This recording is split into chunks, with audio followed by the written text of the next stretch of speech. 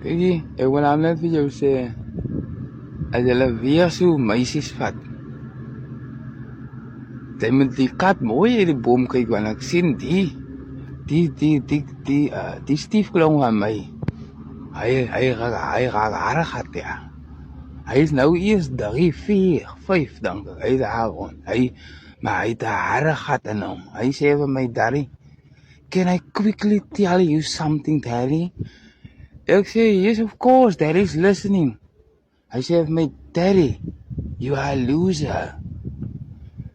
Ek het dit my oor toe gekryp. Ek knip, ek sê, Here, u moet my kalm hou, Here, en u moet die kind help drie in sy lewe, Here.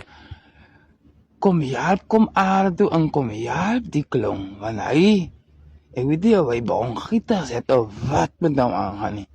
Ek sê van wie wat? Jou, in die eerste plek sê jy nie weer, ek wil nie weer wat jy sê vir my Daddy nie, né?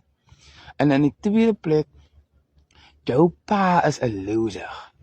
Want hy het weggehardop vir jou, hy ran away, hy's 'n away runner.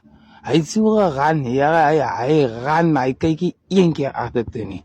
Die way jou pa 'n loser kan wees, lyk my, hy's 'n marathon atleet, maar hy ran dat hy bars.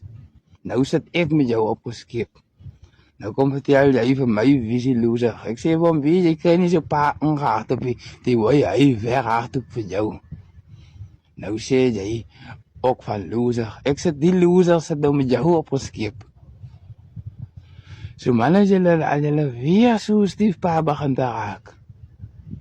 Kyk die kat, kyk eens hulle maniere man, because ek weet die goeies is seker uitgesluit, maar ek sê vir jou, hulle raak partykeer soos piranhas man. They kry hom net nie gestop nie.